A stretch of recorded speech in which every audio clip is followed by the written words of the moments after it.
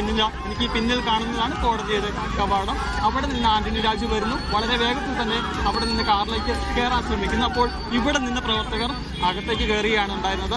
അവർ ശേഷം അത് സ്വാഭാവികമായും ഒരു പ്രതിഷേധം പ്രകടനം എന്ന നിലയിൽ അവർ തടയുന്നു. എനിക്ക് പിന്നിലേക്ക് വന്നതിന് ശേഷം ഇവിടുന്ന് ഒരു ഏകദേശം ഒരു 20 മീറ്റർ ദൂരം വരെ, അത്ര മീറ്റർ ദൂരം വരെ ആ പ്രവർത്തകർ അവർ തടഞ്ഞു. മുന്നോട്ട് പോകാൻ പറ്റാത്ത സാഹചര്യം ഉണ്ടായി.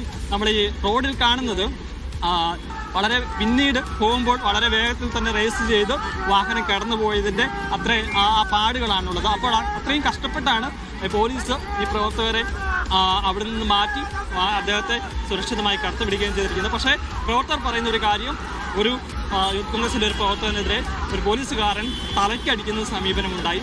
സമാധാനപരമായി അല്ലെങ്കിൽ അത്തരത്തിലുള്ളൊരു പ്രതിഷേധം സംഘടിപ്പിക്കുന്ന സാഹചര്യത്തിൽ എന്തിനാണ് ഒരാളുടെ അടിക്കുന്ന രീതിയിലേക്കുള്ള പ്രതിഷേധവുമായി പോയതെന്നുള്ള കാര്യം. എന്തായാലും ആ പരിക്കേറ്റ പ്രവർത്തകനെ ഇപ്പോൾ ആംബുലൻസിൽ ഹോസ്പിറ്റലിലേക്ക് മാറ്റുകയും ചെയ്തിട്ടുണ്ട്. അതിന് പിന്നാലെ ഒരു പ്രവർത്തകനാണെന്നറിയില്ല, ആരാണെന്നറിയില്ല, ഒരാൾ വന്നിട്ട് എന്തിനാണ് ഇത്ര വലിയ പ്രതിഷേധം എന്ന് ചോദിക്കുകയും അദ്ദേഹത്തിനെതിരെ തിരികെയൊക്കെ ചെയ്തു. എന്തായാലും പ്രവർത്തകർ കുറച്ച് പേര് കൂടി നിൽക്കുന്നുണ്ട് ഇവിടെ. ഇതുവരെയും പൂർണ്ണമായും പിരിഞ്ഞു പോകാൻ തയ്യാറായിട്ടില്ല. എന്തായാലും അദ്ദേഹം കടന്നു വന്നതിന് ശേഷം, ആന്റണി രാജു വന്നതിന് ശേഷം വലിയ രീതിയിലുള്ള പ്രതിഷേധമാണ് ഉണ്ടാകുകയും ചെയ്യുന്നത്. രാവിലെ ആന്റണി രാജു വന്നിരുന്നത് എനിക്ക് പിന്നീട് കാണുന്ന ആ ഗേറ്റ് വഴിയാണ്.